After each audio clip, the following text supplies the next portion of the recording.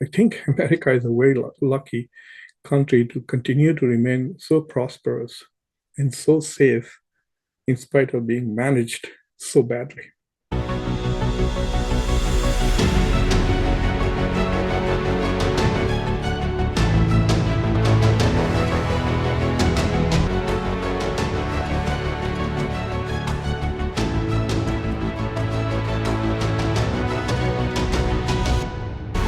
Welcome to Khanversations. I'm Muqtedar, your host, and today I'm going to talk about 5 cracks that I see in America's socio-political system, shall we call it? 5 cracks in the system that can potentially break America. I'm not saying that America is on the verge of decline tomorrow or it's going to cease to be a major power right away. But I think that there are several cracks in the society now, which, if not addressed or if not arrested, if not healed, can definitely lead to America becoming a less powerful, less influential, and less important country in the world. So I'm going to identify what these 5 cracks are. And I have no solutions for this. This is not something that one man can offer solutions to. Some of this, most of these things have to do with domestic politics and domestic economic policy, domestic social policy. So I can identify these cracks, and a couple of them are also with regards to international affairs. So the first problem that I see, but before I do that, don't forget to subscribe to Khanversations, like the video, press the bell icon, and don't forget to share it with others. And if you know of any other cracks in the American system that you think can really undermine the country, then do not hesitate to share it with everyone else in the comments. So the first crack that I see is dysfunctional politics. America's politics today has become extremely dysfunctional. It is completely run by extremists, whether on the right or extremists on the left. I think Florida has banned more books than the Taliban have done so in Afghanistan. We have extremists in power in many states, and you can see some of the laws with regards to women's reproductive rights. You can see how far extreme they are going in their advocacy of essentially zero freedom to women when it comes to reproductive rights. You can see in matter of dealing with people who are of different color, different race, different religion. We see a spike in anti-Semitism, spike in Islamophobia. There are people who argue that there is also Hindu phobia, even though right now India is seen as a very important ally of the United States, and there is a Hindu nationalist government in power. Yet people feel that there is also Hindu phobia in US and the West.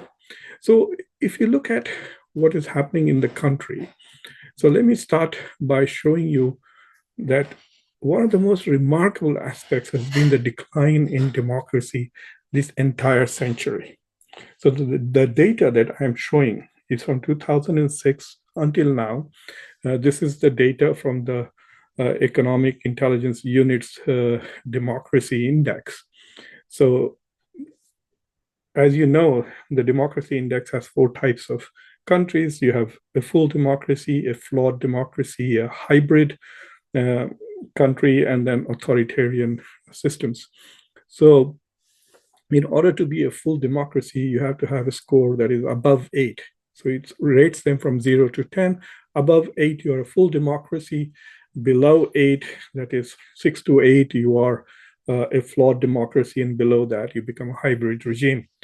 So if you look at the United States from 2005 until now, you see that it is steadily declining in democracy, and it does not matter who is in power, whether it's a Republican president or a Democratic president. So we have had, since 2005 till 2008, we have 3 years of Bush, and then we have 8 years of Obama, then 4 years of Trump, and then 3 years of Biden. And in all these presidencies, we have seen a decline in democracy. In fact, the steepest decline we see is during Mr. Obama's presidency, who's usually considered to be the saint of liberal democracies. So the US was 8.22 in 2006, and then it fell, and the year is 2016. That is the critical year where it ceased to be a full democracy. So the last year of Obama's presidency, the US had become a flawed democracy. It was at 7.98. So the first 3 years, if you look at 2017, 18, 19, for 3 years, Trump more or less kept it at the level he got, and then it drops again. And Biden has not improved upon it at all. So basically the last 3 years of Biden are just very similar to the last 4 years of Donald Trump. The US has been a flawed democracy. The public is also not very happy, even though the US leadership says, oh, the economy is doing great, the GDP has shown some progress, etc. But if when asked the question, these are latest polls that I'm showing you, and this is from Real Clear Politics. When asked, is the country going in the right direction, nearly 68, 65, 66% of the population feel that the country is going in the wrong direction. And only 25% of Americans feel that America is going in the right direction. This is obviously the rich elite of the country, which has benefited significantly from the economic bounce back that the US has experienced since COVID. But 65%, 2 out of 3 Americans feel that the country is going in the wrong direction. When asked about congressional job approval, about 78% of Americans think that the Congress is doing a bad job, and only 10% approve it. So there is a huge gap between those who disapprove of the Congress and those who approve the US Congress. So the Congress is perhaps one of the most useless institutions in the world today. All it does is give money away to foreign countries or gives tax base to very rich people. I can't think of anything positive coming out of the Congress in a long time. One of the biggest problems this country faces is gun violence, and they have not yet been able to get rid of assault rifles from American streets and make the country safe for its own citizens. So the Congress is pathetic, and you can see, especially under this particular Republican leadership, they're not even able to do simple things. So it raises questions really about the American political system.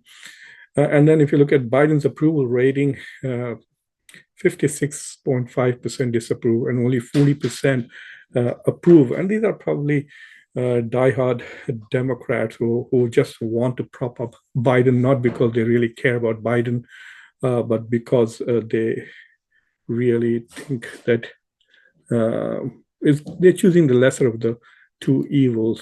So they're worried that Trump may win, and so they are just taking something positive about Biden. When it comes to foreign policy, I will show you that data a little later. But suffice to say that the country is becoming less democratic, and the government and institutions of government are not doing a good job when it comes to good governance. So essentially, America has become a really badly governed country. The second crack that I want to identify is inequality. America is becoming a rich country. There is clearly growth in the economy. There is growth in the GDP, but the wealth is distributed quite unevenly. In fact, a vast majority of Americans are not benefiting from America's prosperity. A tinier minority is gaining more and more and more. So if you look at this figure, this is about 2022, 23.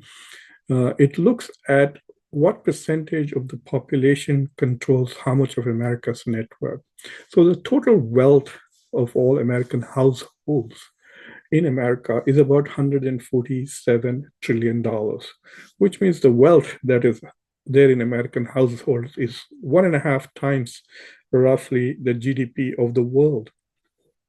But if you look at the top 10%, they own 44 plus 53, 97, 98, 99, about $100 trillion of America's net worth is controlled by 10%, the top 10% of the population.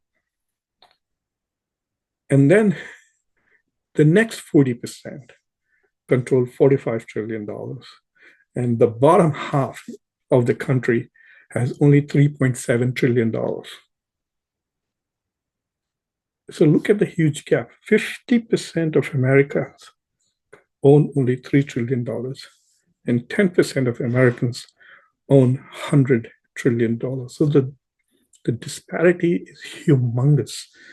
So if you look at the top half and the top bottom, the top half controls $144 trillion, and the top and the bottom half just $3.7 trillion. If you round the figures up, it's like 150 is the total, and the bottom half has roughly 3 to 4, so nearly 50 times richer. The top half is 50 times richer than the bottom half. So what happens with inequality? What really happens in inequality is democracy declines. There's no way you can have a democratic society if the society, the wealth is so unevenly distributed, especially in a country where you can buy politicians. Literally, you can buy them. So in a society where politicians dance to the music of checkbooks, there is obviously that this huge inequality is going to undermine the quality of democracy. If your senator doesn't take your phone call because you're poor or you come from a different race, but he's quick to respond to you because you are a very big donor, then that's not democratic. But it also undermines social harmony. It shows that there are some who have everything and many who do not have anything. And in many ways, there are huge, huge negative consequences to society when there is so much income disparity. So look at these two charts that I want to share with you. The median wealth of a white family in America is $287,000. So the median income or wealth, not income, wealth, this is the total net worth that they have, is $287,000. And the total median net worth of Black families is $45,000.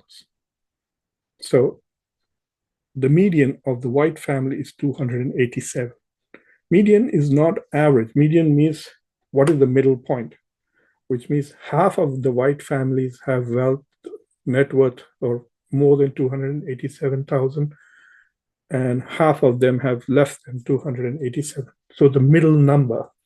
So the middle number for African Americans is 45,000, and the middle number for white families is 287,000.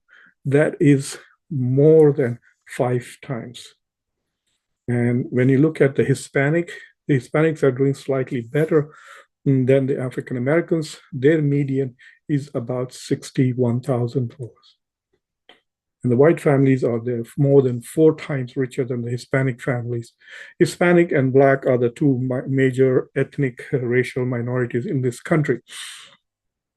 So I think income gap is the second major problem, a major crack, which is going to continue to undermine the quality of America's democracy, quality of America's governance, essentially. This is simply a measure of bad governance. Period. I mean, there's no other way to explain this. Such huge income disparities and inequalities shows that the state is not doing its job of redistributing wealth. is completely dictated by the market. And the market seems to be, it's like a casino where the house always wins. So a market apparently in a capitalist society is structured in such a way that the rich get richer and the poor become poorer. The third crisis is the health crisis. I'm going to just read to you from what you can find on Senator Bernie Sanders' website. So I didn't need to do much research for this. Bernie Sanders has done a fabulous job of it, so I'm just going to share that with you. And his website says that before the pandemic, 87 million people were either uninsured or underinsured in the US. More than 30,000 people die every year because they couldn't get to a doctor when they needed to see one. 30,000 people died every year. This is before COVID, because they couldn't get to a doctor when they needed to see one. And this statistics really hit me very hard because I was very ill after I returned from India for several weeks. And I continued to work through my illness. And some of you who watch Khanversations regularly had commented that I needed to go and see a doctor. Well, I did call my doctor and I couldn't get an appointment with a primary care physician for 13 months. And I remember telling my wife, looks like a doctor is going to come on the first anniversary of my death. So getting to see a doctor is impossible. And for somebody like me, who has the best insurance that the state of Delaware has to offer. I'm at the University of Delaware. I have the same health care that the state of Delaware offers. And if we can't get to see a doctor when we want to see a doctor, I don't know what one can say about people who are less fortunate than I am. More than 500,000 families declared bankruptcy each year because of medically related debt. And I can tell you in the last 2 months, I have spent so much money on medicines, even though I have insurance. It's scary. It's really scary. If I didn't have insurance, I can tell you it would have been more than a car. 1 out of 5 Americans could not afford the outrageously priced prescription drugs their doctors prescribed to them. And our healthcare outcomes, from maternal deaths to life expectancy to infant mortality, lag behind most of the other industrialized nations. In fact, America is perhaps the only developed country in the world where life expectancy is going down, whereas life expectancy of all advanced economies in Asia, in Western Europe, and even in the global south are going up. Life expectancy in the US, life expectancy has been going down. And for all of this, the United States apparently spends nearly $11,000 on healthcare for every adult and child, which is more than twice the average of other major countries, which means that we have the money and we are spending the money, we're just not doing it well. That tells you that this country is really badly governed and badly managed. It's not as if we are not spending money. We are spending twice more than what others are spending. Yet our life expectancy is going down and we don't have access to health care. The situation, Senator Sanders says, is much, much worse now than it was before COVID. And this data and everything that I shared is giving you a better picture than what the reality really is. And I think this healthcare crisis also is connected with the opioid crisis, drug addiction, all of that. That tells you that America is not a healthy country. The fourth problem is, I think America has become a warmongering nation. Under the Biden administration, we have done nothing to promote peace anywhere in the world. In fact, for most of its time, it has just, the Biden administration seems to have only 2 jobs. to fight Ukraine's war in whatever way possible, constantly lobbying. In fact, if you remember, since the entire year from February onwards into 2022, the entire 2023, nearly every international event, whether it was G7 or G20 or the UN summits, whatever, all the US was doing was Ukraine, Ukraine, Ukraine, Ukraine, just going after Russia. And even the advocates of Ukraine, those who want to support Ukraine and want America to spend billions, they already spent over $100 billion on this. The way they defend this war is saying, oh, we are getting it for cheap. Look, we are destroying Russia for just $200 billion. Well, Russia is not really destroyed. $200 billion have gone down the drain. Ukraine is definitely destroyed. So we have become a warmonger. Rather than trying to bring peace, we are perpetuating war. There have been peace initiatives which NATO, led by the United States, has turned down. And then when it comes to Israel, you can see the US has been the single most, shall we say, the single biggest barrier to ceasefire. Every initiative in the UN Security Council to call for a ceasefire, the US has vetoed. And then when it eventually allows one resolution calling for a ceasefire to go through, the US then goes around telling the world that this is a non-binding resolution. The US is selling weapons left, right, and center. Even yesterday, after abstaining and allowing the call for ceasefire to go through the UN Security Council, the US has apparently, without going public, sold billions of dollars worth of weapons to Israel. This happened just yesterday. The Washington Post story that you can see exposes this two-faced policy of Biden. The margin of error, this is my last point, the margin of error for America is diminishing.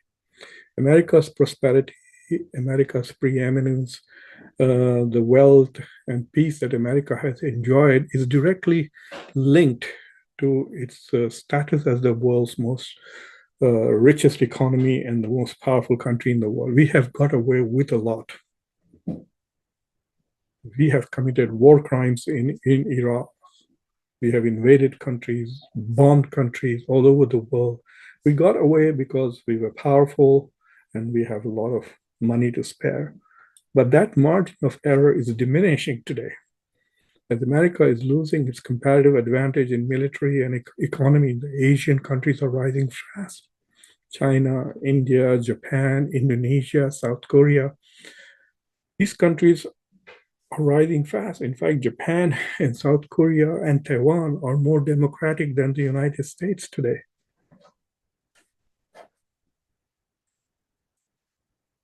People are not asking when will China, if China and India will overtake the US economically, they're just saying when. So it is a foregone conclusion that the United States at some point in the next 2 or 3 decades will not be the first nor the second largest economy in the world. And with that will go away the soft power that the US has enjoyed. And this loss of preeminence worldwide is going to further undermine America's interests. And that will definitely impact the quality of life that we have inside America. There is, I think, the core of all of this shows two things: that America is badly governed and badly managed because we have the worst politicians on earth. The politicians that we keep electing every year have no moral core. Right now, America's choices are either to vote for a Christian nationalist, Donald Trump, or a Jewish nationalist, Joe Biden. Those of you who did not understand, Biden loves to say he's a Zionist. A Zionist is a Jewish nationalist. This is our choices. And both are pathetic. It's not as if that, look, this Congress, which disapproval rating is 75% or more, nearly 8 out of 10 Americans think that the Congress is useless, but 95% of them are going to get reelected in November. the incumbency is huge. It's unbelievable. If any other country had this rate of incumbency election, they would consider the system to be rigged. If 95, 90% of politicians who run for office are elected again and again and again, what does that tell you? Especially when their approval ratings are so low. Biden's disapproval rating is 56%, and his approval rating is 40%. So the difference is 15%. And there's a pretty good chance that he will be reelected. It's unbelievable as to how we have such incompetent politicians. And look at how they can't manage the healthcare. They can't deal with violence on the streets. They can't deal with the crime. They can't deal with the economy. The income inequality is huge. That means they're not taking care of the marginalized. They're only creating policies which help those who are rich and powerful. And yet these people keep getting elected. It is astonishing. I mean, I think America is a very lucky country to continue to remain so prosperous and so safe in spite of being managed so badly. I hope that this raised some thoughts, made you think, and made you ponder. And I think those who are in some positions of power in other countries, I think they should start wondering how the world is going to become, with America becoming a warmongering nation, less and less interested in making peace. It is the biggest exporter of arms in the world. And so America has financial interests in wars prolonging. Peace would make America's military-industrial complex lose a lot of money. So we have financial incentives to have wars. So I think the world needs to start thinking about establishing a kind of system where either they manage or marginalize America's peculiarities. Yes, the Pax Americana was great for some time. It benefited at least some of the world. Globalization did help Asia come out of poverty and develop rapidly. But now the same globalization is hurting the West. And one of the problems for America is not only that the power disparity with Asia is decreasing rapidly, but America's traditional allies are also on a downward spiral. For example, this quarter, both Japan and Britain, who are such close allies of the United States, have gone into recession. Germany had one quarter which was of negative GDP. It is quite possible that Germany too might be in recession at some point in this year. So America's allies are also not doing well financially. So these are the 5 points, I think, which are critical, which are undermining America's socio-political cohesion. It's exposing the consequences of bad governance and bad management by American leadership. America is becoming rapidly an oligarchy, which is basically run by very rich people, the top 10%, and policies, whether it's coming from the right or the left, are merely designed to adhere to the really, really top 10% of the country. So I'm going to stop with that, and I hope I have left you with things to ponder. So subscribe to Khanversation, like this video, press the bell icon, and don't forget to share it with the rest of your social political network. Until next time, I'm your host, Muqtedar Khan.